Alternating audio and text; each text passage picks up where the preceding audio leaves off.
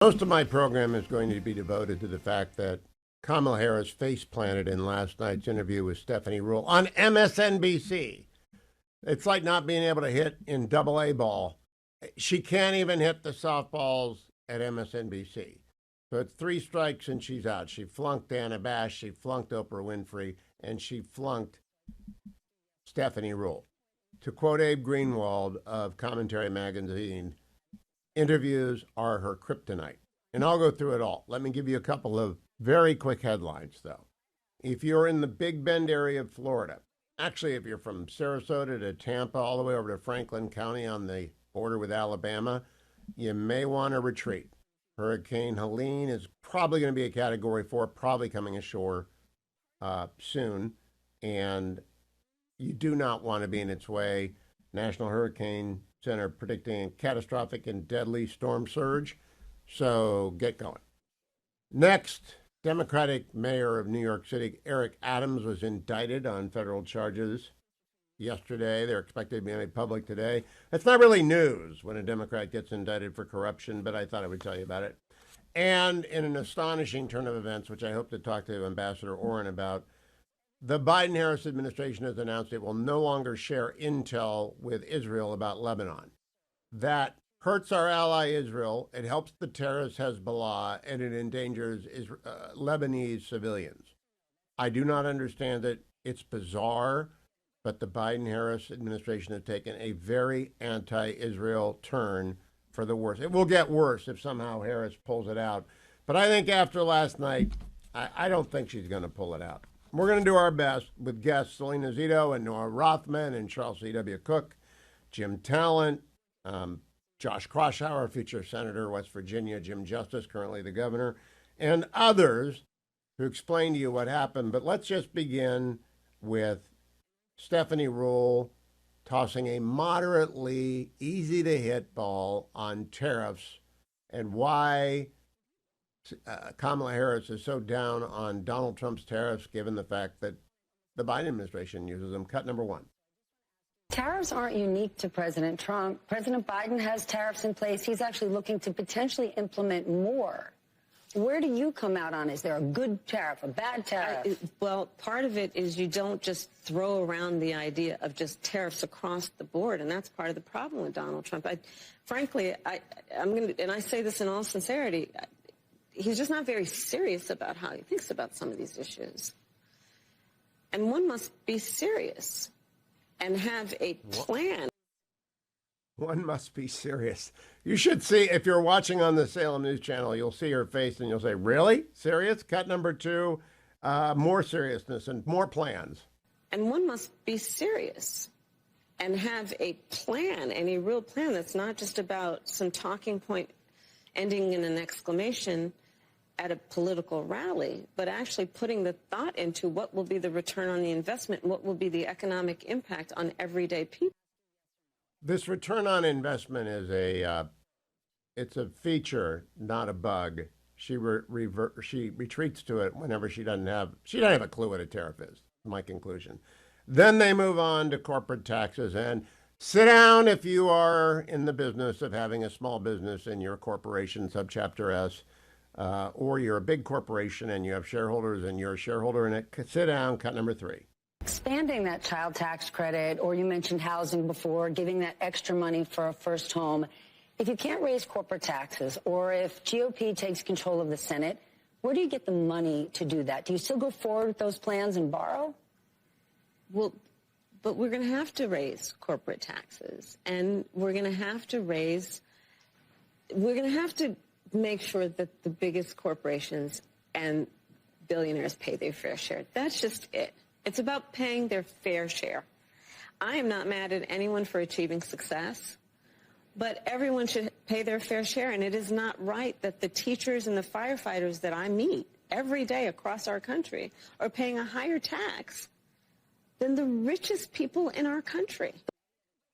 That's simply not true, but it doesn't much matter. You know that, I know that. What about how do you make them pay their fair share? Cut number 4. But how do you find that line to make sure corporations are paying their fair share, but they're not leaving our country? Well, listen, I work with a lot of CEOs. I have spent a lot of time with CEOs, and I'm going to tell you that the business leaders who are actually part of the engine of America's economy agree that people should pay their fair share. They also agree that when we look at a plan such as mine that is about investing in the middle class, investing in new industries, investing in bringing down costs, invest in entrepreneurs like small businesses, that the overall economy is stronger and everyone benefits. You know, I just don't believe she can survive this one. It's just so vacuous. Cut number 5. She's lying about the jobs that she and Biden created versus Donald Trump. Remember, Donald Trump created 414,000 manufacturing jobs before COVID shuttered the economy on a state-by-state basis. Cut number 5. Polling shows that most likely voters still think Donald Trump is better to handle the economy. Why do you think that is? Well, here's what I know in terms of the facts. Donald Trump left us with the worst economy since the Great Depression when you look at, for example, the employment numbers. It was during COVID, and employment was so high because we shut down the government, we shut down the country. Even before the pandemic, he lost manufacturing jobs by most people's estimates, at least 200,000. He lost manufacturing plants, ask the auto workers. Yeah, this is so astonishing. She just made this up. She has just literally made this up. Donald Trump created 414,000 manufacturing jobs before COVID. And COVID isn't Donald Trump's fault. It's China's fault. Cut number 6, just a little tagline, just a little bit of blurry rhetoric from Kamala Harris. Cut number 6. You know, home ownership for too many people in our country now is elusive. You know, gone is the day of everyone thinking they could actually live the American dream. Why is that? Because interest rates are 6.5% for homeowners buying a 30-year when Donald Trump had them in the 2s because you spent all the money in year 1 and year 2 that you didn't have and raised interest rates and unleashed inflation. Cut number 7. Madam Vice President, you just laid out your economic vision for the future. Yeah. But still, there are lots of Americans who don't see themselves in your plans. For those who say these policies aren't for me, what do you say to them? Well, if you are hardworking, if you have the dreams and the ambitions and the aspirations of what I believe you do, you're in my plan. You know, I have to tell you, I really love and am so energized by what I know to be the spirit and character of the American people. We have ambition. We have aspirations. We have dreams. We can see what's possible. We have an incredible work ethic. But not everyone has the access to the opportunities that allow them to achieve those things. But we don't lack for those things. But not everyone, you know, gets handed stuff on a silver platter. And so my vision for the economy, I call it an opportunity economy, is about making sure that all Americans, wherever they start, wherever they are, have the ability to actually achieve those dreams and those ambitions, which include, for middle-class families, just being able to know that their hard work allows them to get ahead, right? I think we can't and we shouldn't aspire to have an economy that just allows people to get by. People want to do more than just get by. They want to get ahead. And I come from the middle class. I come from the middle class. Drinking game is one. I got time for a couple of more. Let's talk about the promise that Joe Biden made and broke and the one she's going to make and break if she were to win, but she's not going to based on this. Cut number 8. So, first of all, when it relates to anybody making less than $400,000 a year, your taxes will not go up. Your taxes will not go up. And in fact, under my plan, taxes for 100 million Americans will actually be cut, including $6,000 a year for young couples for the first year of their child's life in a tax cut, a tax credit, essentially, by expansion of the child tax credit. And why is that? I didn't really understand the difference. One more quick cut, number 9. Let's make sure that we create opportunities for everyone to grow wealth. I believe that it is not sufficient, and it should not be our goal to just make sure everyone is working. That should be the baseline. That should be a given. And let's create an economy where people have the ability to buy a home, to start a business, to take a nice vacation from time to time, right? There's nothing there, and there's more nothing coming your way because it was a lot of nothing. A lot of it echoes of the Oprah and the Dana Bash interview. A lot of it echoes the debate one-liners. She's got the bad jukebox going round the clock. 6 bad cuts. I don't think I can take 40 more days of Kamala Harris. We can't take 4 years of her. Back to the interview last night. Reminder, in the debate, she said the CEO of Goldman Sachs had endorsed her plan. She does so again. Remember, the CEO of Goldman Sachs came out the day after and said that's not true. She doesn't care. She does it again. Cut number 10. An agenda that includes tariffs to the point that the average working person will spend 20% more on everyday necessities and an estimated $4,000 more a year on those everyday necessities, to the point that top economists in our country, from Nobel laureates to people at Moody's and Goldman Sachs, have compared my plan with his and said my plan would grow the economy, his would shrink the economy. Some of them have actually assessed that his plan would increase inflation and invite a recession by the middle of next year. Okay, Goldman Sachs CEO said, no, we didn't say that. Not true. They're basically neutral. Cut 11. Some of the work is going to be through what we do in terms of giving benefits and assistance to state and local governments around transit dollars, and looking holistically at the connection between that and housing, and looking holistically at the incentives we in the federal government can create for local and state governments to actually engage in planning in a holistic manner that includes prioritizing affordable housing for working people. She used holistically 3 times in one sentence. I doubt she has any clue what she's talking about. Indeed, I don't. I was a land use lawyer for 30 years. I have no idea what she's talking about. Cut number 12. But not all unions have gotten behind you. I want to understand, when the Teamsters decided not to endorse you, what was their reasoning? What are they looking for? Well, let me go back to our just previous conversation. I'm very proud to have the endorsement of the steelworkers and almost every other major union in America, because I stand by workers and I stand by the importance of being able to join a union and to understand the benefit and the value of unions. And I understand the importance of investing in new industries and working actively with the private sector to grow our economy. But I'm asking because there's this idea we want something more from her. What is it? Well, here's the thing, that back to your point about previous election cycles, Donald Trump made a whole lot of promises that he did not meet, and one would argue broke. Did you hear her say Teamsters? The question was about the Teamsters. She cannot answer a question. It's very easy. I'm disappointed by the Teamsters. They do not seem to understand I am on their side and Donald Trump. I mean, I could do this better, pretending to be Kamala Harris. Cut number 13. Prices are still high. Yeah, I agree with you. You said you want to take this on by going after those who engage in price gouging. Yeah. But as somebody who supports free markets, who's a capitalist, how do you go after price gouging without implementing price controls? Because once we get in this zone... Do you notice that Stephanie's helping her here? You're not a communist. You're not a Marxist. Remember, you believe in free markets. I'm trying to help you out here. Keep going. People start to get worried and they say, I don't know what she stands for.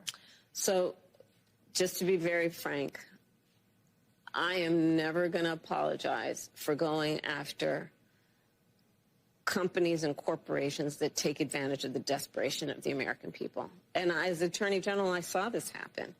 In the midst of an emergency, whether it be an extreme weather event or even the pandemic, we saw it, where those few companies, not the majority, not most, but those few companies that would take advantage of the desperation of people and jack up prices. Yeah, I'm going to go after them. Yes, I'm going to go after them. And that is part of a much more comprehensive plan on what we can do to bring down the cost of living, including housing, including the everyday needs of the American people. There's a monster under the bed that's raising your prices and gouging. She can't answer this.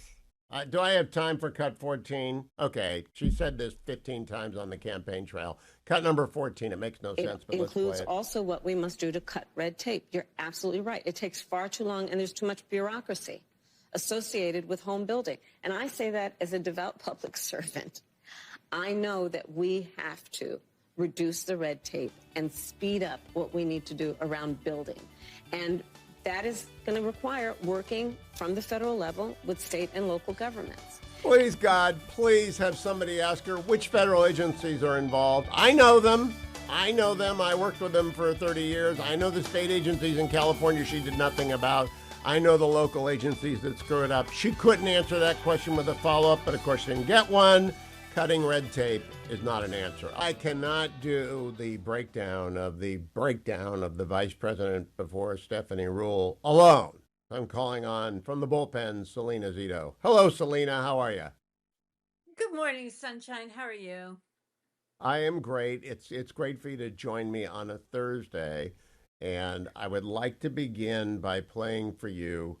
I left two cuts of the Ruhle interview with Vice President Harris for you specifically. I want to know how these cuts are going to play in PA and all the other states that you visited. Cut number 15. But there are people there that are stressed, that feel that they're at capacity. Communities around the country that have legal immigration, many have said, we're at capacity. And many feel like the government has said to them, well, adapt, sit down, be quiet. This is how it is. What would a Harris administration do for those communities who've taken in many, many legal immigrants but are at capacity? Well, first of all, we do have a broken immigration system, and it needs to be fixed. And if we take a step back, months ago, some of the most conservative members of the United States Congress came together with others, proposed a border security bill that would have put 1,500 new border agents on the border to help those hardworking border agents who are there right now working around the clock. Would have put more money into stemming the flow of fentanyl, which is killing Americans around our country and devastating communities. Would have put more resources into our ability to prosecute transnational criminal organizations, which in my career I've prosecuted. Donald Trump got word of the bill, realized it was going to fix a problem he wanted to run on, and told him to kill the bill, don't put it up for a vote. He killed a bill that would have actually been a solution because he wants to run on a problem instead of fixing a problem. And that's part of what needs to be addressed. And my pledge is that when elected president, if the American people will have me, I will bring that bill back and I will sign it into law. And we need a comprehensive plan that includes what we need to do to fortify not only our border, but deal with the fact that we also need to create pathways for people to earn citizenship. All right, Selena Zito, how does pathways to citizenship play in Pennsylvania right now? You know, it doesn't. There's so many problems with that answer. And I have to say on the top of my head, she's the one that killed the bill in 2018 that Trump had. So, why is that never addressed? And she's the one that's in charge right now. Executive orders could have done a lot of different things, and she could have addressed it more forthrightly. And I think that people cannot get past that answer that she just gave. Does that make sense? Number one, the answer isn't true. Jim Langford did the best deal he could do. He came back. There were two Republicans who supported it out of 49. And those two thought it was better than nothing, but it was never going to get through the House. So it's just an absolute illusion. But number two, the question was about stressed communities. Haven't you been traveling with President Trump? Didn't he go to some of these stressed communities? Are they talking about pathways to citizenship? No, they're talking about crime. They're talking about fentanyl overdoses. They're talking about stresses on the school districts, on the infrastructure, on the hospitals, on the social services. And there's no extra money to accommodate that. And as well as housing. And so no, they're not talking about pathways to citizenship. They're talking about fix what's the problem now. Fix what you've done to our community now. All right, I want to play for you the next cut because it's a doozy. Cut number 16. Because your opponent almost every day seems to be talking about this. So I just want to ask you yes or no. At any point in your life, have you served 2 all-beef patties, special sauce, lettuce, cheese, pickles, onions on a sesame seed bun, working at a McDonald's? Yes or no? That's it. I have. Okay. Now the other job. But it was not a small job. Like, I did the fries. I mean, yes. Okay, for a but small I did. period of time. But then let me ask about a big job. But to your point, Right, if you don't stop. mind, before we Now, get to the big job. this goes to the interview. I do not criticize former colleagues by name. I don't bring them up. I worked with Stephanie for a long time. If you had been asking the question about McDonald's, would you have asked for a store and a date? Well, of Selena course. Zito. Right. If you did work at McDonald's, you would give a store. You would talk. Oh, and I work with Lisa and David, and we did this, and I was in high school or I was in college. You brought the listener, the viewer, into the moment of your employment there. There was no Oh, follow yeah, up. And Selena, let me expand on that. In 1973, I worked with Rob Gennari, Kim, and Scott Phillips at Terrace North. At 1974, I worked at Waddell Pool with Dan Wilson. In 1975 and 76, I worked with Molly McGuire at the pool at Terrace North. In 1977, I worked as the manager of the Packard Park School. I know every summer job I had. Nobody doesn't right. know. I can give you the address. Yes, that's exactly right. And everybody can answer that way.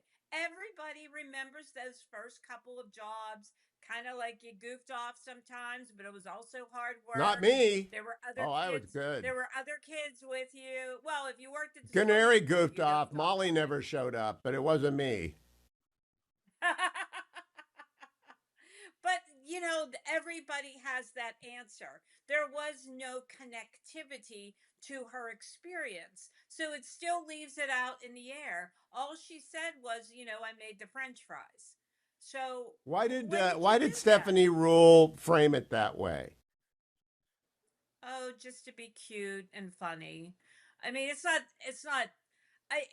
It, the question wasn't bad. It was the non-answer that was bad. It was not. It was the lack of follow-up that was bad. Right? You ever Like see a that. kid at a That was the bowling bad. alley when they put the inflated things in the aisles where the ball Yeah. won't go in the gutter?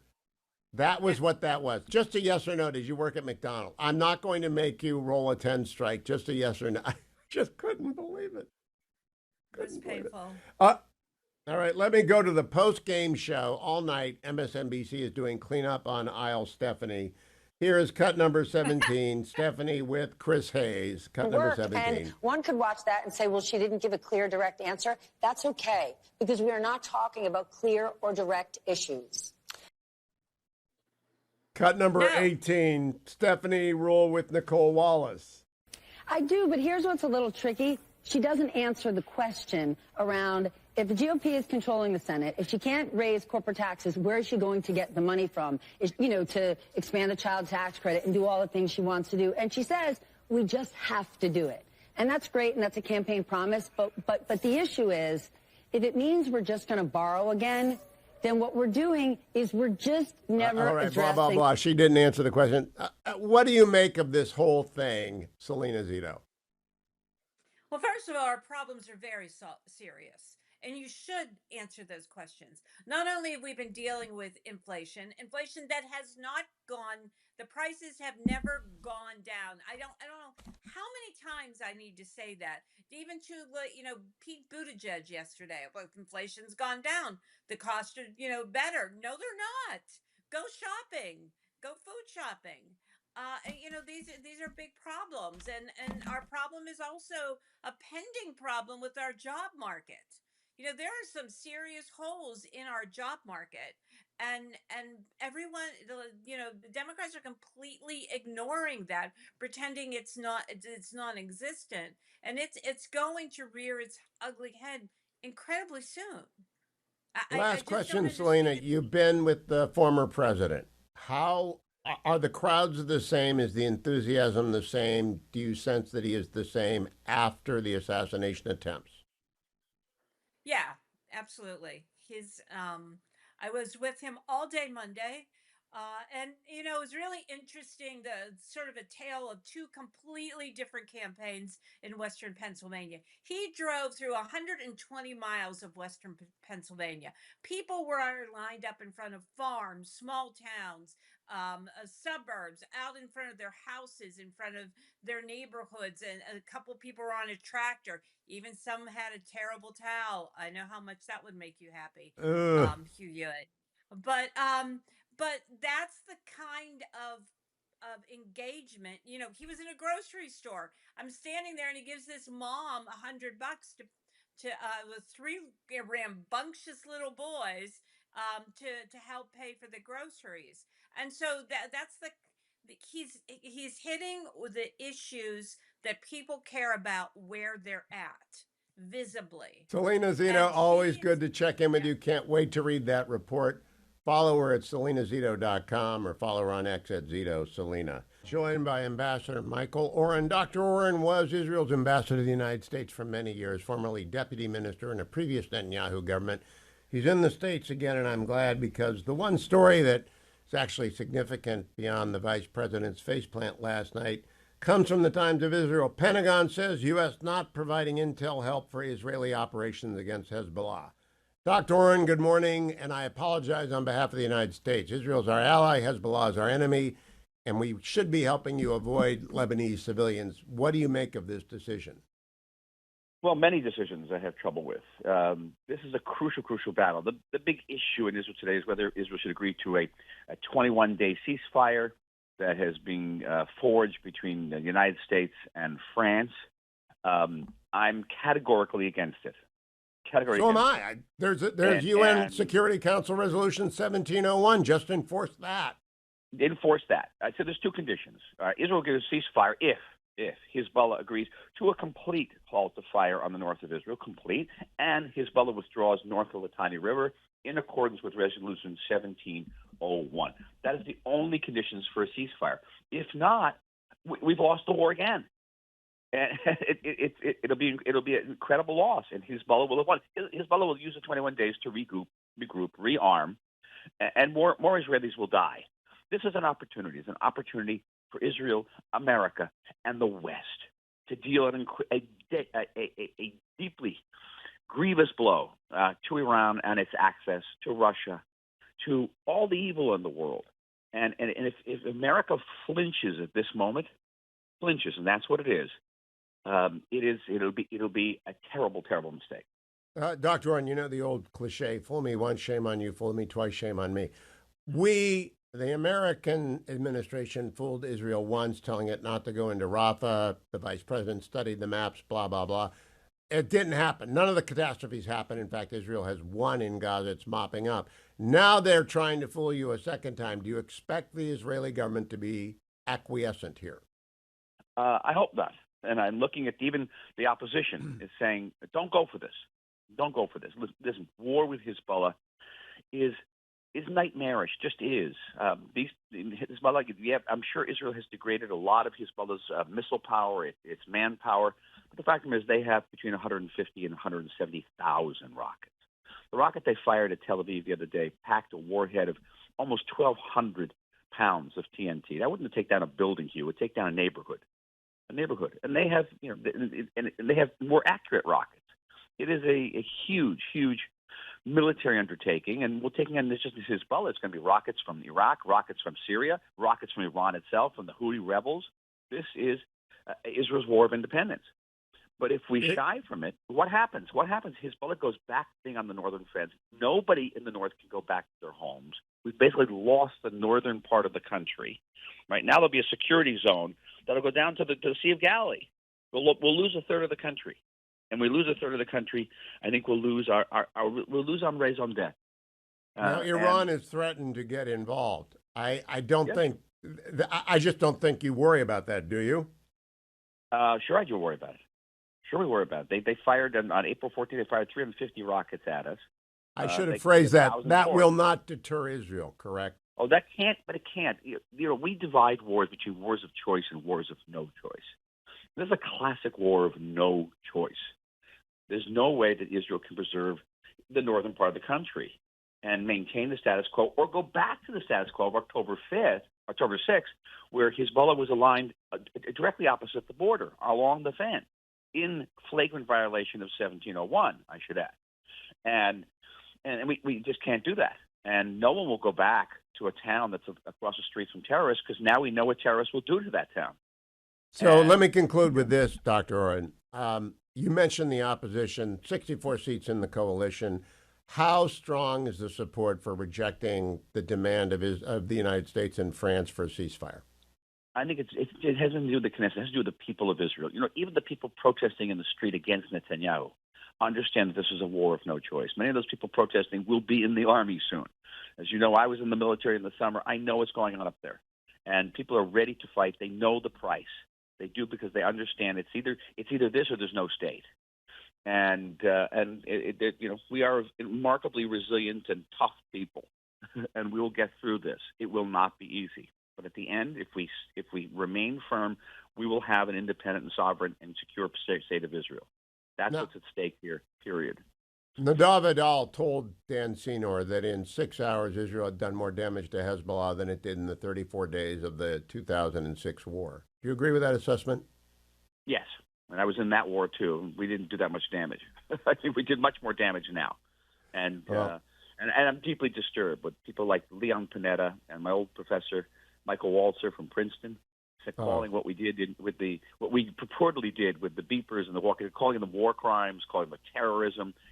We're in a situation here today where there's no measure that the Jewish state can do, sort of sitting back and running out of interceptors and dying. There's no measure we can do that's legitimate. We can't defend ourselves. We're in a world we can't defend ourselves. Well, I repeat what I always say. Say to the world, tough.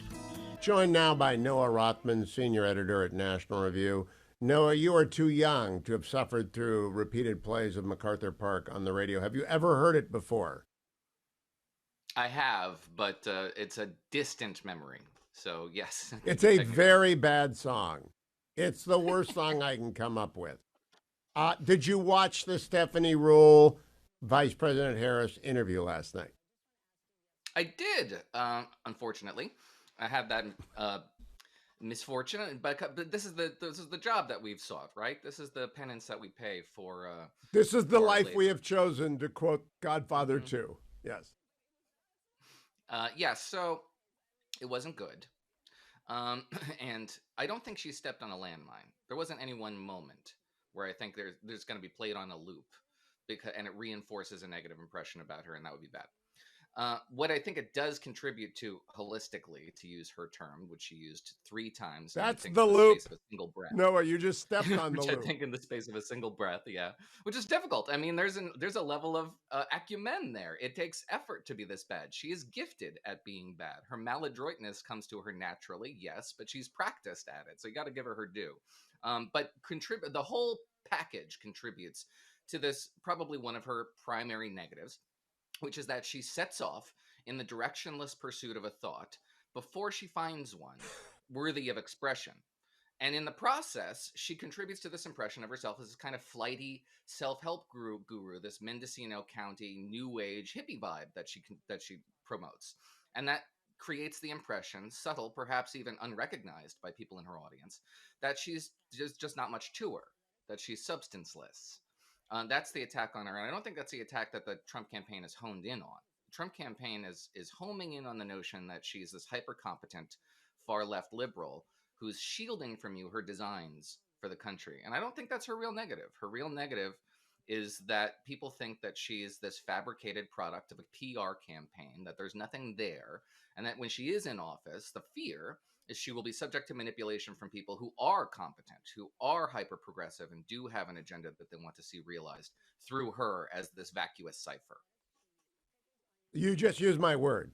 So you got the bingo, vacuous. I do not believe this can be hidden. She flunked Dana. She flunked Oprah. She flunked Stephanie Ruhle. Let me play for you the cut that you referenced, which is the cut I think I could play 1,000 times. Cut number 11, please. Some of the work is going to be through what we do in terms of giving benefits and assistance to state and local governments around transit dollars, and looking holistically at the connection between that and housing. and looking holistically at the incentives we in the federal government can create for local and state governments to actually engage in planning in a holistic manner that includes prioritizing affordable housing for working people. All right, Noah, what does that mean? I don't know. I don't think she knows. Which is a great. I mean, that is what Donald Trump. That's what killed Joe Biden on the stage with Donald Trump, where he says, I don't know what he's saying. I don't think he knows what he's saying, and it's true. She's just sort of grasping about at straws, trying to find a thought, and then when she does find one, and she usually does, she kind of ends strong, but she starts off horrible. And I had this involuntary laugh in that moment. There were a couple of moments in this debate where I involuntarily guffawed. Another one was where she says, she's going on the attack against Donald Trump, which is the only time she's very confident, when she's on the attack. And she talks about how Donald Trump is just not very serious. And then she stops and she looks at Stephanie Rule and goes, one must be serious. And it was kind of that is a keeper too, but channeling Glenn Close, it doesn't will not be ignored. That's a silver medal, but the gold goes to holistically. I do have a Q&A for you that I want your reaction to in a couple of ways. Cut number 16, please, for Noah Rothman.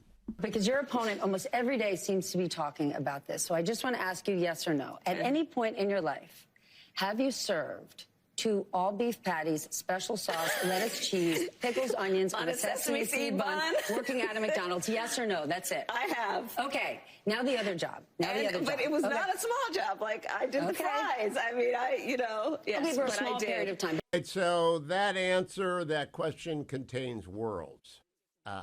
Noah, your reaction generally to the question and to the answer. Well, the answer wasn't much of an answer, was it? She's already kind of changed her story on this, right? It began as I worked. This helped me pay through college, and then it became, well, I just kind of did it one summer.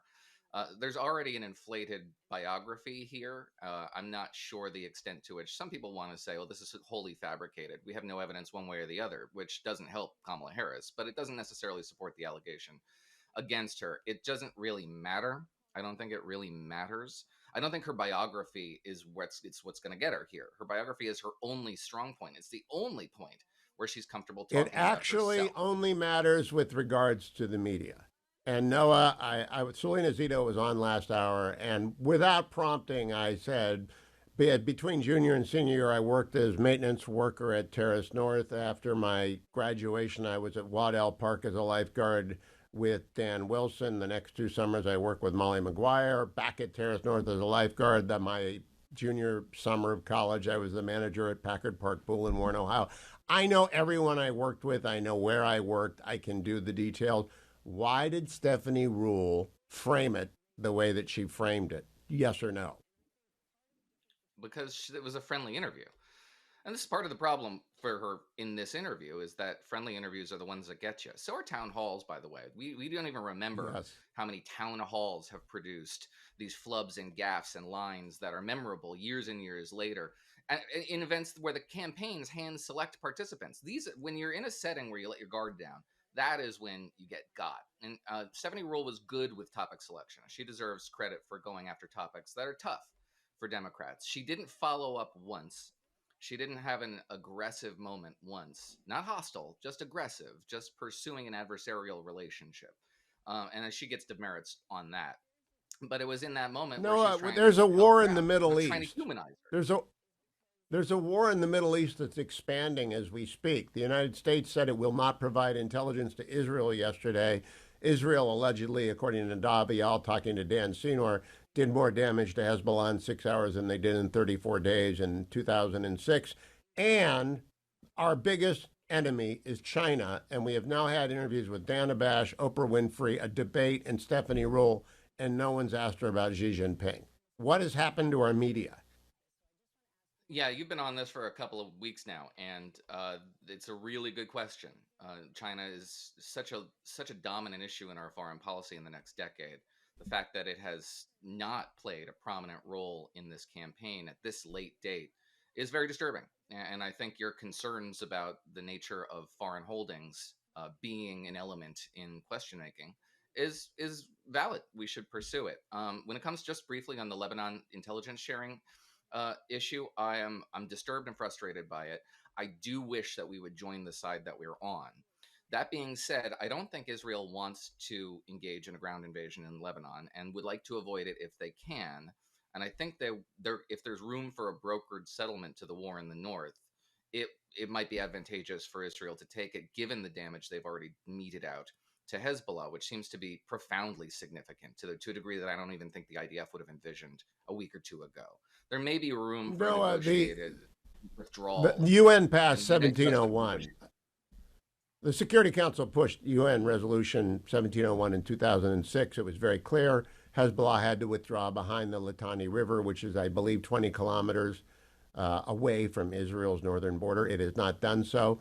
Why are we calling for a ceasefire instead of compliance with 1701, and then we will oblige Israel to stop?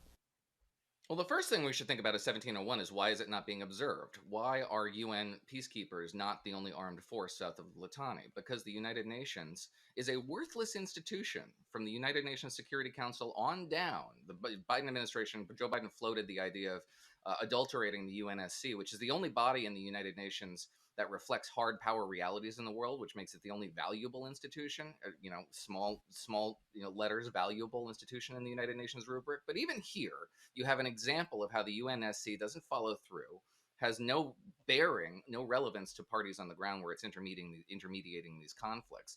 So 1701 is as good as the paper it's written on. You could say that of so many UNSCs. They exist as a rhetorical device. It's just to say, well, there's this flimsy backing for this thing that is backed by American hard power anyway, or some other foreign force's hard power anyway.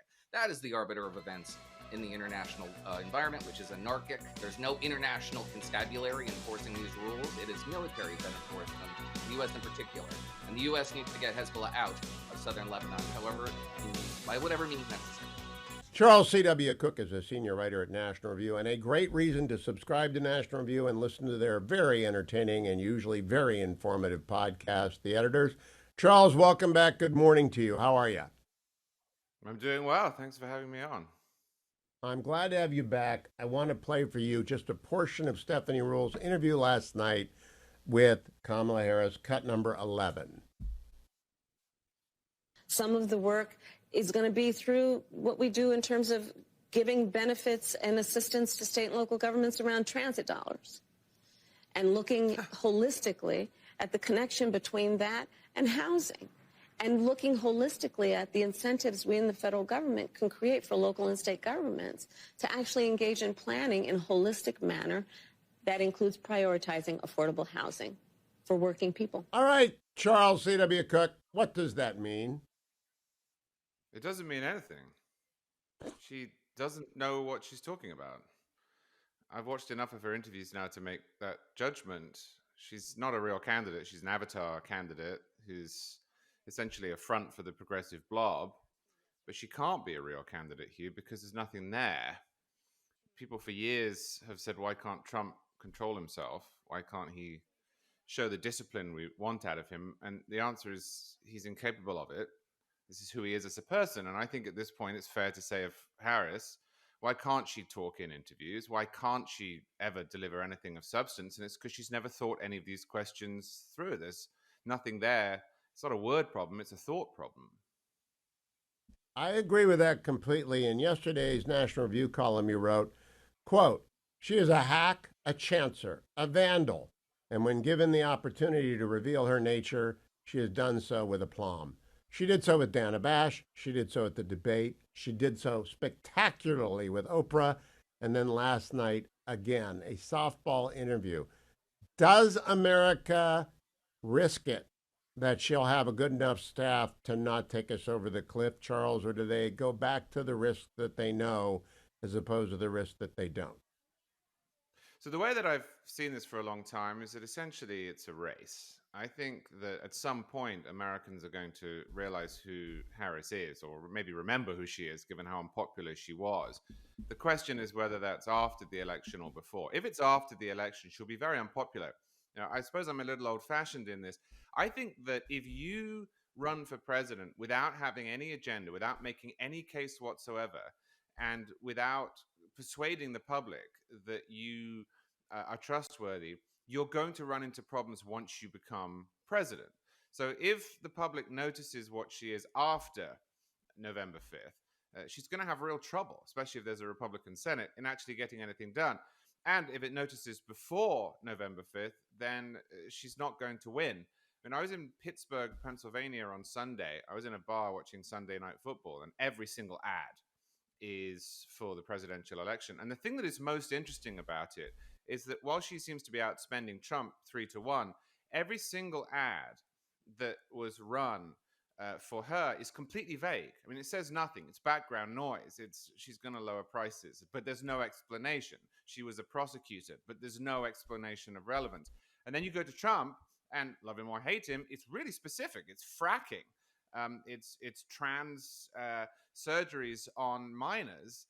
It's lower taxes, and it's jobs. And I think there has to come a point at which the public, even if they like her or don't like Trump, says, well, okay, but what? What is it that you want? And I think the question is, does that happen now or does that happen afterwards? But when it does happen, it's going to be really bad for her.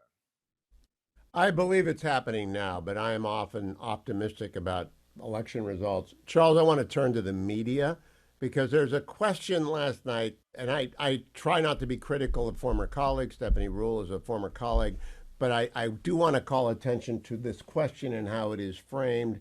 Cut number 16. Because your opponent almost every day seems to be talking about this. So I just want to ask you yes or no. At any point in your life, have you served 2 all beef patties, special sauce, lettuce, cheese, pickles, onions on a sesame seed bun, working at a McDonald's? Yes or no? That's it. I have. Okay. Now the other job. All right, Charles, we've had 3 sit-down interviews with the vice president. She has not received one question on the People's Republic of China, Xi Jinping, not one question on Iran, not one question on Putin and Ukraine. What has happened to the American media, and what about that question, which is framed to allow her to avoid details? Yeah. Well, there is a broader problem here, and it applies to both candidates and the press's treatment of them, which is that this election is not really about very much. I am astonished, again, perhaps I'm naive and old-fashioned, that given the prospect of a Chinese invasion of Taiwan, given the continuing situation in Ukraine, given the events of October 7th and their aftermath, and given our debt, and that we seem to have committed to running deficits forever until everything explodes, we are not having a substantive election. But we're not having a substantive election, and that applies across the board. But it's particularly acute with Harris. And I think the reason for that is that not only are the vast majority of journalists in the tank for Democrats, or at the very least surrounded by so many people of like mind that they can't see outside of their bubble, but they sense that Harris is unable to answer questions, that she would not do well in that scenario. And so they hold back. No one wants to be the journalist who asked her the really difficult question that elicited a blank stare and an answer so embarrassing that it couldn't be ignored. I mean, if you look at Stephanie Ruhle, and I don't have any relationship with her, so perhaps I can be harsher than you, she said on Friday on Bill Maher's show that to expect Harris to answer questions was essentially to help Trump. That Brett Stevens, who said he wanted to know where Harris stood, was living in nirvana. Well, she then gets an interview with Harris. I suspect that wasn't a coincidence. And she does live up to that rule, which was to softball it and to make sure there was nothing that could end her campaign. And I think that's a disgrace. I don't think you have to like Trump or dislike Trump to see that if Harris, who has about a 50% chance of winning as president, she's going to be the one inheriting this enormous power in the Article 2 branch, and we need to know where she stands, but we're just not getting the answers. You know, Charles, I've interviewed the former president a couple dozen times, most recently about a month ago. It's not hard to ask non-threatening but direct questions such as, if Iran attacks Israel again, is it appropriate for Israel to attack Iran directly? To which he said, yes. Is it appropriate to go after and invade Lebanon if Hezbollah keeps this up? To which he says, yes. These are not hard, direct questions. To her, I would say, you were the last person in Afghanistan in the room with Biden making the decision on Afghanistan. What would you do differently? I mean, how do we not get these questions asked by legitimate, long-serving, air quotes, journalists? Well, because she's not sitting down with those people. She's chosen to give interviews only to people with whom she feels comfortable. And perhaps the bigger disgrace, given that, was that the debate was so devoid of substance on her part. That was the opportunity to ask these questions, but they weren't asked. And I do worry a bit about the political culture that we live in, because I don't see the public clamoring for these questions on either side of the aisle. And yet they really are the reason that we have a president. I'm a strong advocate, as you know, of federalism. I think most questions should be reserved to the states. But foreign policy, obviously, and the federal budget, given how much it's ballooned, are questions that are within the remit of the White House, and that they don't get asked half as much as, say, abortion, which is now, after the Dobbs decision, a state issue, is something of an indictment not only of the press, but of an electorate that seems to have tuned out of politics and forgotten that it's important. After a year of listening to you on the editors, I don't know where I've been teaching con law since 1996. I don't know where you get your knowledge of con law, but it is pretty comprehensive, and you are correct as to the federal system, and I think we share views on this. I do think it is almost always a commander-in-chief debate that we ought to be having, because those are the decisions for which people are remembered and about which their presidencies are evaluated. And I don't think we've had a serious conversation about anything yet in this debate, in this election, except when Trump gets asked direct questions, which he almost always answers by saying Putin wouldn't have invaded, Hamas wouldn't have attacked, and I'll get the Ukraine war solved before I'm president. Those aren't fulsome answers, but they're on the record at least. She's not. Sure. Yeah, I'm not wild about Trump's answers, but you are right. He gets asked more than she does. And I agree that the presidency is primarily a foreign policy office, because that office is the only one that can constitutionally manage the biggest questions when it comes down to it. I mean, Congress can actually do whatever it wants. It can override the president's veto on every domestic issue. It can cut taxes without him. It can spend without him. It can impeach him if it wants. It can remove him from office. But there are certain powers that are reserved to the president that matter in the world. The president is the representative who goes out there and makes decisions and treaties that then get submitted to the Senate and so forth. And we've forgotten this. We treat the president at the moment as if he or she is a big super governor, effectively, much as we treat the FBI like they're the super police. And I find it as baffling as you do. Last two questions, Charles. The president does have an unlimited pardon power. Ought somebody to ask her if she will pardon or commute Hunter Biden's sentence? Yeah, that's a bit of a lacuna, isn't it, in Joe Biden's promise that he wouldn't, which I'm not sure I believe, that the vice president serving with him may well be the next president. It's very easy to say, I won't pardon my son, if you know that the next president will. Or even, I'm not saying this is the case, but we don't know because we don't know enough about how it happened, even if that was an agreed or unspoken part of Biden stepping down. So yeah, that's a big question. I think, for the record, if she did that, it would be a disaster, because it would look to many people with some legitimacy as if the Biden-Harris White House had gone after Donald Trump on multiple federal issues and then let the son of the president off on what is a far stronger and more straightforward case. We're out of time. I will say for the next time how JD should do the debate. I hope he ignores Tim Walz, the moderators, and just talks about Kamala Harris for 45 minutes, but we will see. Charles C.W. Cook.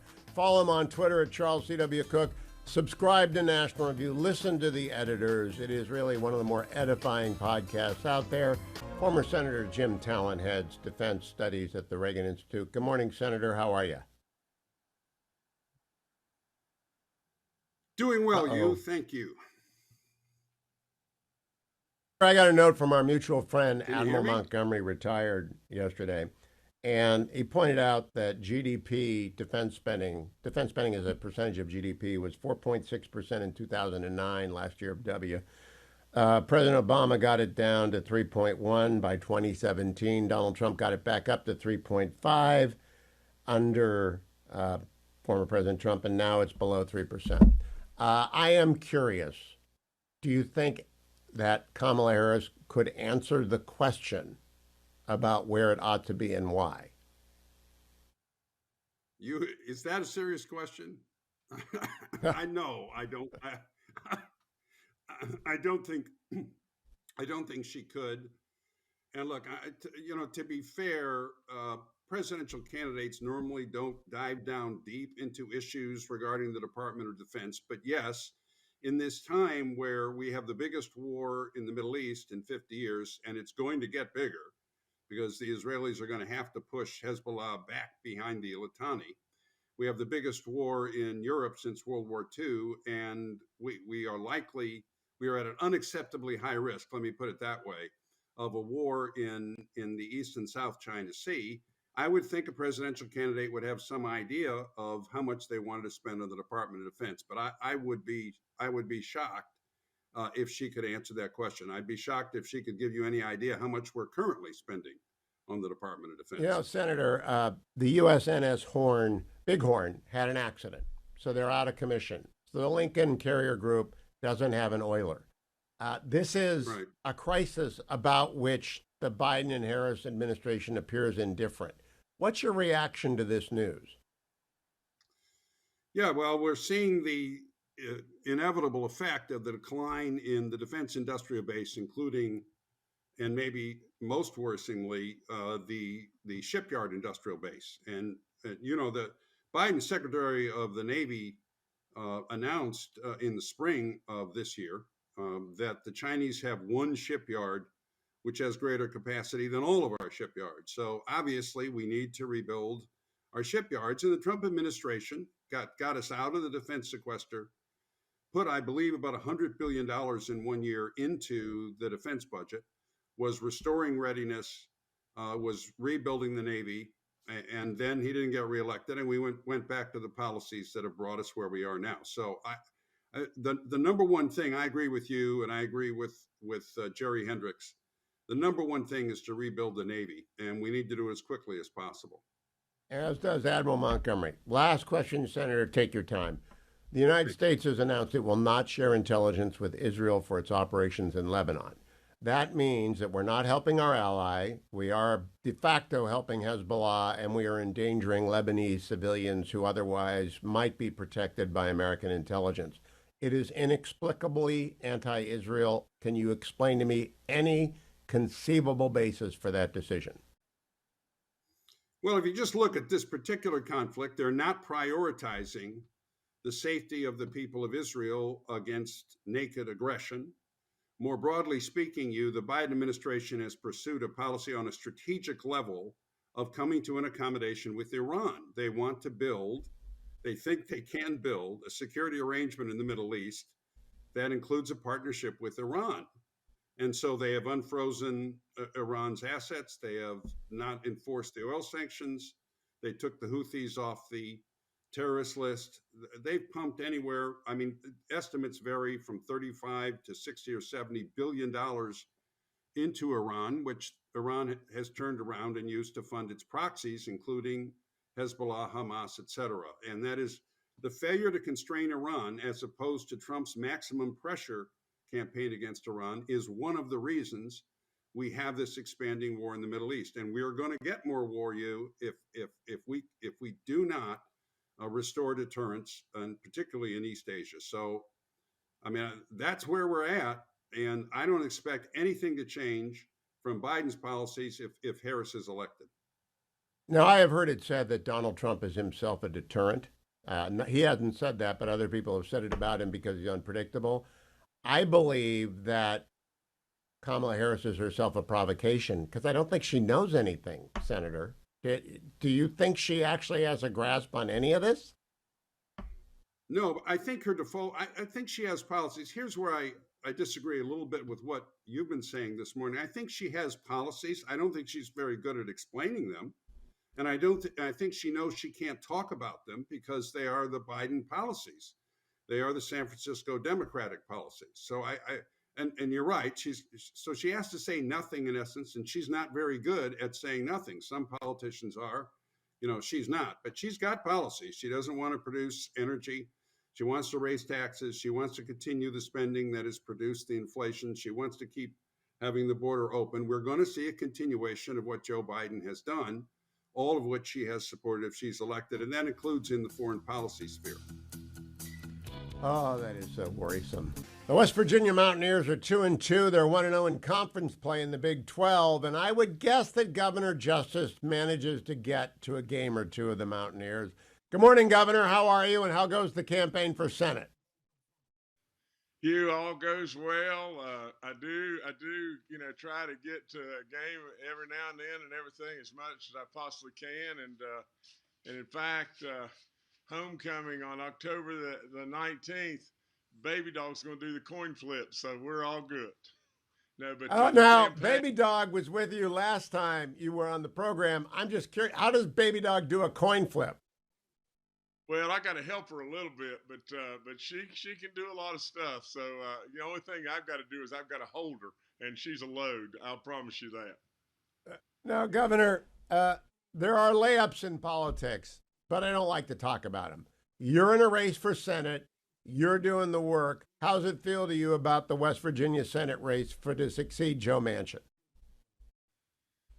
Well, Hugh, I guess I'm capable of losing this, but Hugh, we're going to win this. We're going to win this going away. We're going to win this by, 35 to 40 points. We're going to whitewash this on this end and correct a situation that we've needed to have corrected a long time.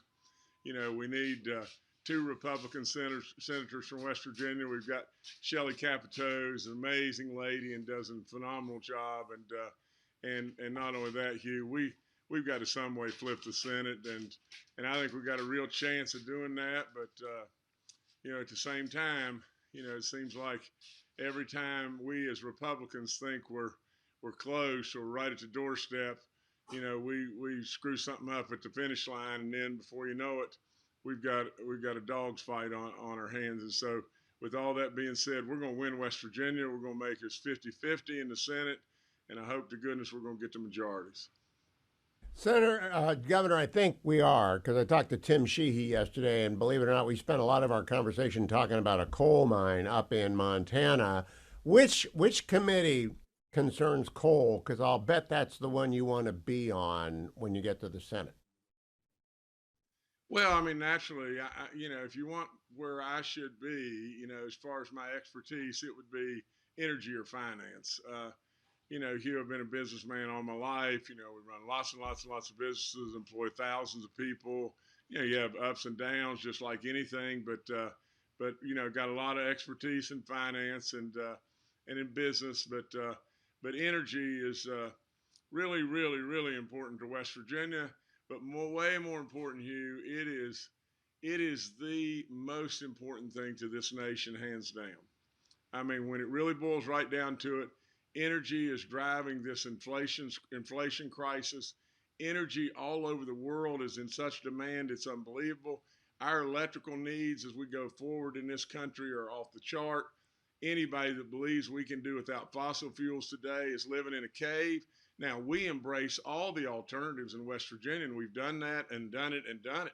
But and I would tell you, maybe someday we can do without fossil fuels. But why blow our legs off now with China building a coal-fired power plant one right after another, India doing the same thing?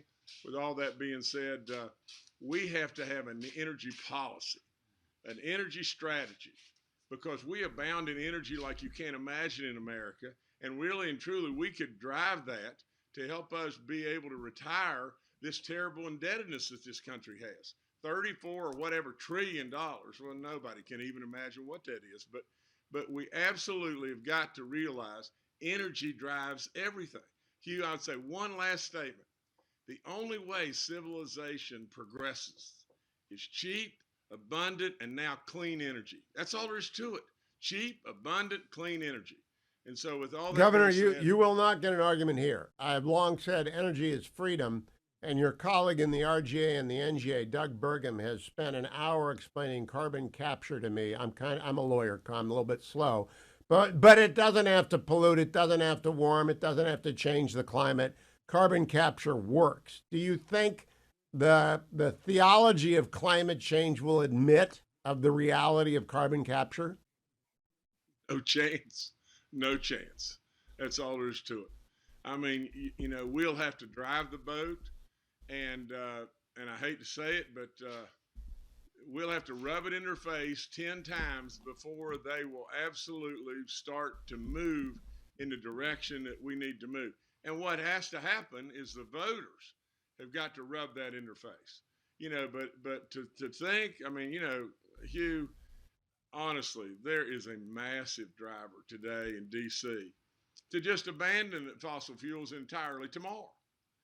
Well, and what would we awaken to? I mean, it is the craziest stuff in the history of the world. And to think that they're going to listen to reason just because we come up with the right, buttons to push, no way.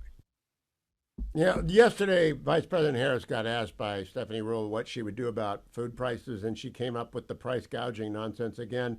The only answer is to decrease the cost of energy, which decreases the production of food and the transportation of food. Am I missing something, Governor? It's just energy costs. For the most part, you're not missing anything, Hugh. It is energy cost. From our family's been in the farming business forever. I mean, I came right out of school with an MBA and became a farmer, and grew a business to really the largest cash grain grower east of the Mississippi River, and of all places, starting in West Virginia. But with all that being said, if you don't think that energy is the driver, go out and visit with some farmers and go out and just see what in the world is happening out there. And then just all the downstream stuff. I mean, every product's moving all over the place. It's energy. Hugh, you're splitting the bullseye. So let me close this way, Governor. You're going to win. But nevertheless, people need to get you some small dollar donors because you're going to help other people win in West Virginia and surrounding states. What's the website for the campaign? Okay, I think it's www.jimjustice. Let me try again. www.jimjusticewv.com, and you anything would really be appreciated. I mean, we want to come in really strong and all that. But listen, Hugh, at the end of the day, I'm doing this for the right reason. I'm not doing this for the next perk or whatever it may be. I'm there to serve. Right now, all through my time, 10 years as governor, I've driven myself everywhere. I pay for everything myself. I don't take a salary. I mean, for crying out loud, Hugh, I'm the real deal as far as a guy that wants to step up and serve. That's what our forefathers did. They brought us this incredible country, and we need to keep it. Governor, you and Donald Trump, I used to say you need this like you need a hole in your head until people started shooting at the former president. But I know that, and I appreciate the service, and I appreciate your coming back on the show. Thank you, Governor Jim Justice, soon to be Senator Justice. Look forward to seeing you at the Republican conference breakfast some morning. Last time I was there, Senator Capito even put up with the conversation about football. Thank you so much, Governor.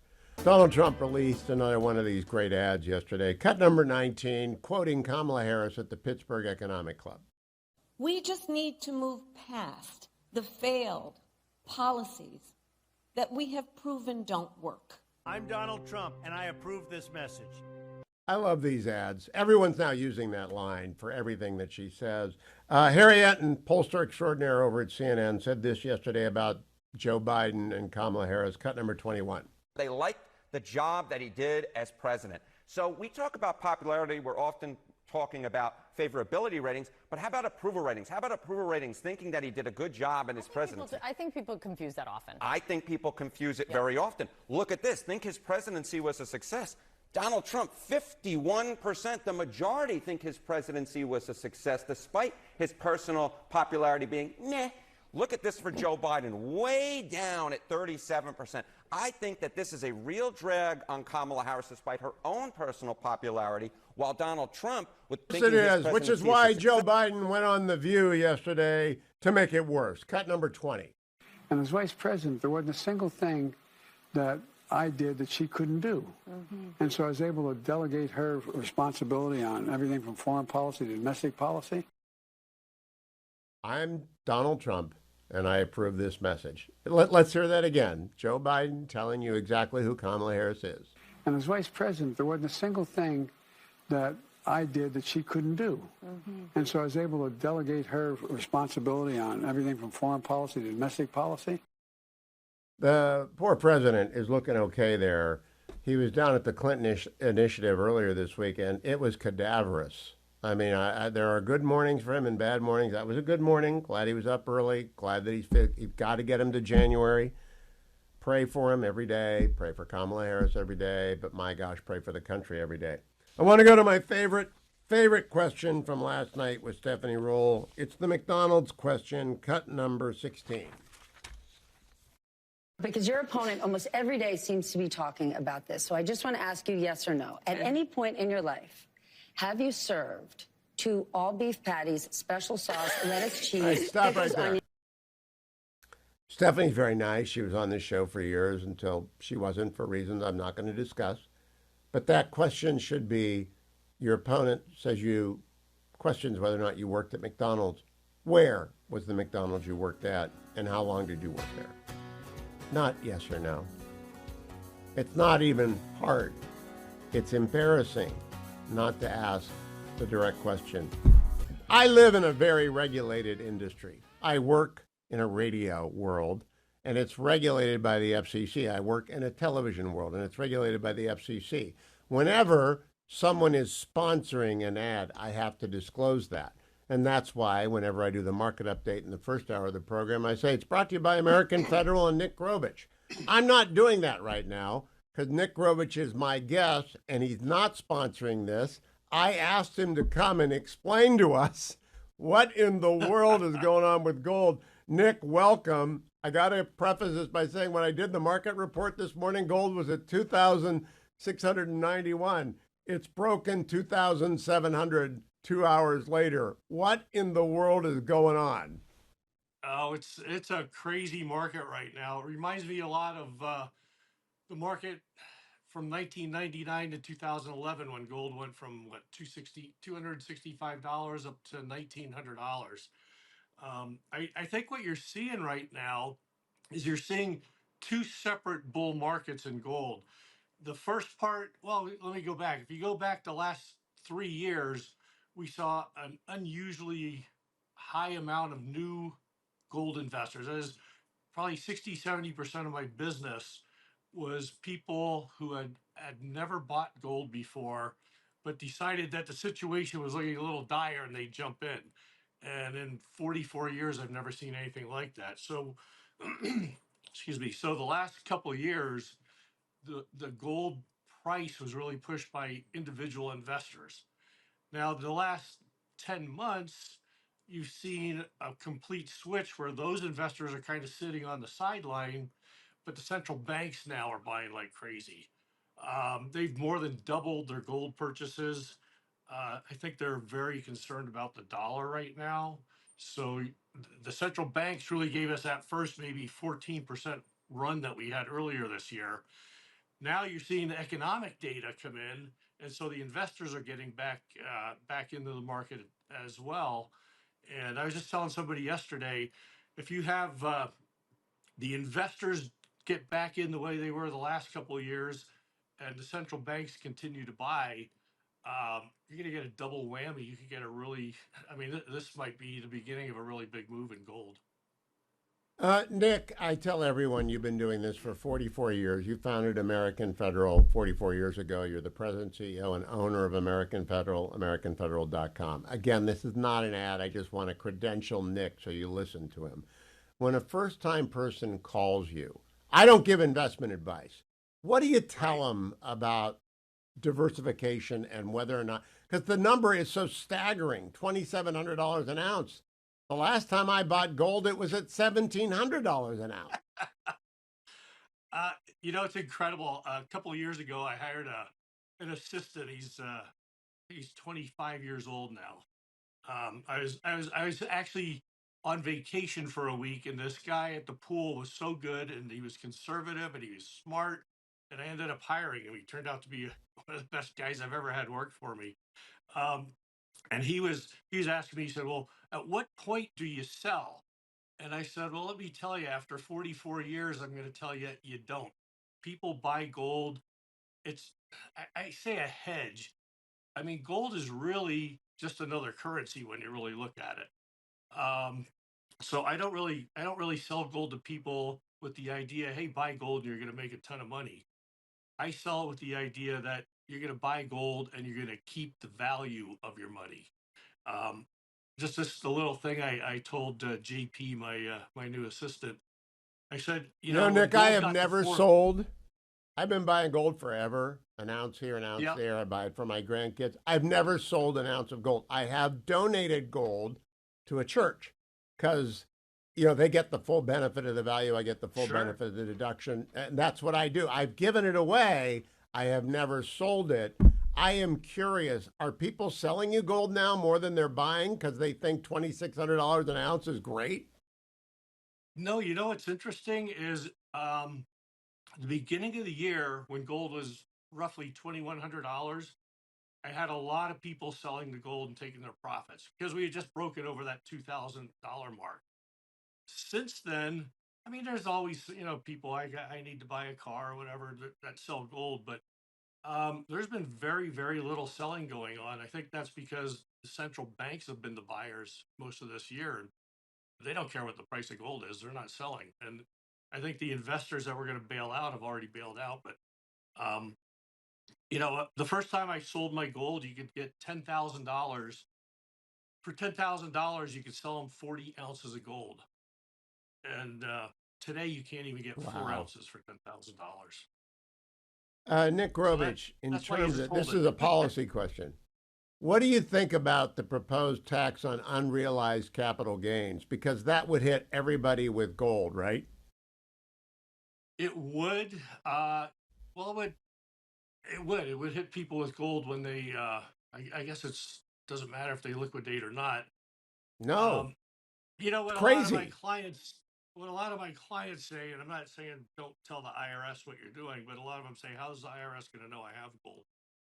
So I know you don't give advice like that. I'm just telling people unrealized capital gains is the worst idea I've ever heard of. Nick, what is yeah, happening to collectibles? I'm curious. I don't do collectibles. I tell people unless you're really a collector, you shouldn't do that because you're just not gonna know what you're gonna do. What's happened on that side of the business? if you're in the really really high end, I'm talking about coins in the 300 to $2 million range. You're probably doing okay, but I don't know too many investors that do that. In general, I would just advise people stay away from the collectibles market, whether it's the old coins like the St. Gaudens and Liberties and Morgan dollars. I mean, if you just like them, buy a couple, but I wouldn't buy those for investment. They've done very, very poorly compared to gold. And I wouldn't buy the new trend is selling the modern coins and certified holders and high grades. Again, just keep it simple and stick with gold. It's going to be a lot easier. You know what it's worth every day, and you don't have to worry about the huge markups on rare coins. This is why I love Nick. This is why Nick was with Dennis Prager. How long have you been floating Dennis Prager? You've been advertising with Dennis forever. How long? You know what? I don't know the exact number, but maybe 11 or 13 years, something like that. Yeah. When I sat down with Nick last year, I said, please come sponsor my show because Prager has you. And I know Dennis is very, very discerning. Let me close with this, Nick Grovich. I got your newsletter yesterday. I don't make predictions about the market. I don't give market advice, but you do. You think gold's going to 3,000. I used to think that'd be crazy, but now it's at $2,700 this morning. That's not really gotten out on a limb, is it? No, I mean, right now saying $3,000 gold, you're not really sticking your neck out. So I don't get real excited very often. I've seen too many false starts and too many promises, but this actually looks like the real thing this time around. So a lot of pieces falling in place, and like I said, you've got the central banks and private investors, and when they both start buying, that really moves gold. That's really what I think's Now, going on right now. I want to give Nick's phone number, but I'm going to repeat what I said at the beginning. He did not ask me to do this. He is not paying me $1 to do this. He's a sponsor in the first hour. He's not sponsoring this. But if you want to talk to a professional, You don't talk to someone who's very low key and is not going to break your arm to do this or do that. He's just going to talk to you. Give Nick a call at 1-800-221-7694. 1-800-221-7694. Last question, Nick. How are more and more people calling or fewer and fewer people calling as the price goes up, up, up, up, up? The first 8 months of the year, the phones were very quiet. I think people just wanted to see what was going on. Now the phones are ringing quite a bit right now, which is typical. As it starts to move, people start saying, well, I missed out on the first $400 move. I better jump in. And I think that's true right now. I lied. Last question. I'm worried about Kamala Harris becoming president. Are some people calling you because of that? Yeah, we get a lot of that, but it's kind of a continuation of ever since Joe Biden's been in. As soon as he got in, people just start getting worried, and Kamala, I guess the same people just as worried, maybe even more worried, because the policies are going to be the same. It's not going to be good. So even if she does try for an unrealized capital gain, it's unconstitutional. My friend Hank Adler has told me this for years, and I agree with him. It's an unconstitutional tax, so I don't think you have to worry about buying gold and getting taxed on it. I do think if you want straight talk, you call that man that you're watching on Salem News Channel right there, Nick Grovich. Nick, thank you. You got up early to talk to me, and I appreciate it. Is central banks. All right, that's it. Central banks. Thanks, you. Thank you, my friend. It's the dollar. American economy, we're $34 trillion in debt. The reason we had inflation is because Kamala Harris and Joe Biden spent $5 trillion in 2001 that we should, in 2021, that we ought not to have done. And that ignited inflation, and there's no way to bring down those prices. I want to play for you what Stephanie Rule said, or what Kamala Harris said to Stephanie Rule last night about price gouging, because it's nuts. It's absolutely crazy. Which cut is that? It is cut number 13, please. Prices are still high. Yeah, I agree with you. You said you want to take this on by going after those who engage in price gouging. Yeah.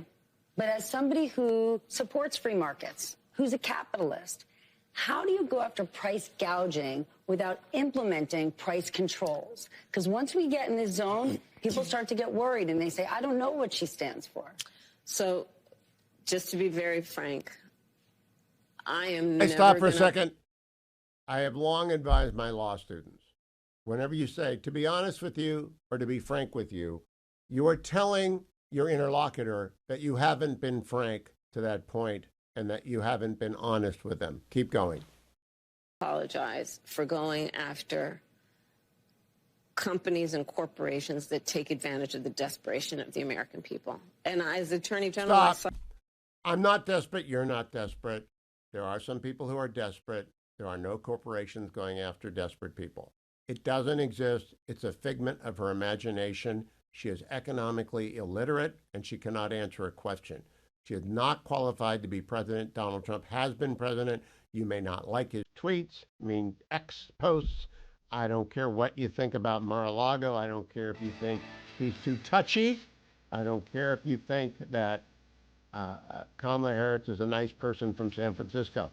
She is not qualified to be president. She does not have a coherent economic or national security thought in her head. Josh Kraushaar is the editor of Jewish Insider.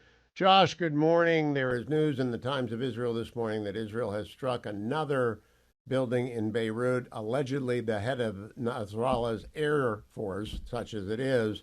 I'm beginning to think that the Mossad has flipped Nasrallah. What do you think? Well, Hugh, it's been a pretty remarkable military effort the last week or two in destroying a lot of Hezbollah missiles, launchers, and as you've noted, a lot of the top leaders, except for Nasrallah. So there's certainly we learned, Hugh, from the pager operation that Israel has penetrated. I think a lot of the upper echelons of Hezbollah, and they certainly know who they're going after. I don't think they underestimate the challenge it'll take to push them north and have a buffer zone, as they're looking to do is with this military operation. You know, Josh, sometimes I remind people Kim Philby was at the top of MI6 forever and he was working for the Soviets. Maybe Nasrallah turned because he didn't get blown up by his pager and all of his deputies are dead. What do you think they think inside of Hezbollah right now? Well, I wish that was the case, Hugh. I think the fact, if they wanted to avoid more of their top operatives and military leaders getting killed, they'd probably agree to some diplomatic deal in which they'd move north and stop firing missiles into Israel. Like that would be the easy way to do it. So, it'd be a nice, it'd be quite a story if that was the case. But I still think that he's all evidence is that Nasrallah is alive and well and continuing to wage war against Israel. All right, let's talk seriously about United Nations Security Resolution 1701 is on the books. It's been on the books since 2006. It calls for Hezbollah to move north of the Litani River. They have never done so. I do not know why we need a ceasefire. What we need is 1701 to be enforced. What do you think, Josh? Well, I mean, that's what we're seeing right now, which is that Israel is trying to use at least the force, the operation that they're conducting right now, taking out Hezbollah military positions, taking out military leaders. They've called up some reserves, a threat of potentially sending ground troops into Lebanon, and the U.S. and a lot of the European allies are saying we want a ceasefire. We think this is escalatory. The thing that's escalatory is that Hezbollah, since October 8th, the day after October 7th, has been intermittently firing missiles into Israel and making the northern part of the country, about 60 to 80,000 Israeli citizens have not been able to live in their homes as a result of Hezbollah's aggression. So, I mean, and you're right, the UN resolution from back, what is that, 2006? Yes. Laid out the ground rules that Hezbollah is certainly not abiding by. So, diplomacy can only be implemented by force, and that is what Israel's belief is, that it'll take the threat of force and then the actual aggressive taking out of top Hezbollah leaders and with remarkable intelligence operations like we saw with the exploding pagers. That's what it'll take if Hezbollah is not abiding by its diplomatic agreements. I asked Ambassador Oren this morning. I want to ask you, Josh. The United States Department of Defense announced they will not share intel, their intelligence product, with the Israelis, which in my view hurts our ally, helps the terrorists, and endangers innocent Lebanese. How did you react when you read that story that DOD is cutting off, at the direction of the White House, obviously, Biden and Harris, no more intel product for Israel about Lebanon? Yeah, I'm not sure. I mean, there's a divide in the administration. There are certain top people that we know by name who think it's actually good for Israel to actually apply strength, apply military force, because that actually may lead to diplomacy. That may lead to, or at least a temporary peace. That's the only way that these terrorists understand things in the Middle East. There's another faction, a pretty large one, I would say, in the administration and I think Biden shares this view, which is that anything Israel does is escalatory, and there's some, they kind of frame this in a morally equivalent way, a tit for tat way, which I think is it only empowers Israel's enemies. So yeah, I mean, it was, I guess that was the Pentagon spokeswoman yesterday making those comments. Look, they're trying to avoid a wider war. They're trying to de-escalate. That's the favorite word in the White House these days when it comes to foreign policy: de-escalation.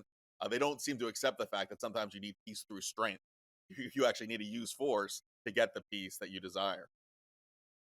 Well said, Josh Kraushaar. I do not envy you your job today, because covering a war at this distance, then one that is expanding rapidly, very hard to do. But if people follow Josh on X at Josh Kraushaar, they will get late breaking news as it occurs from Israel. They will also go to the Jewish Insider and be able to follow all the stories about Israel. Thank you, Josh.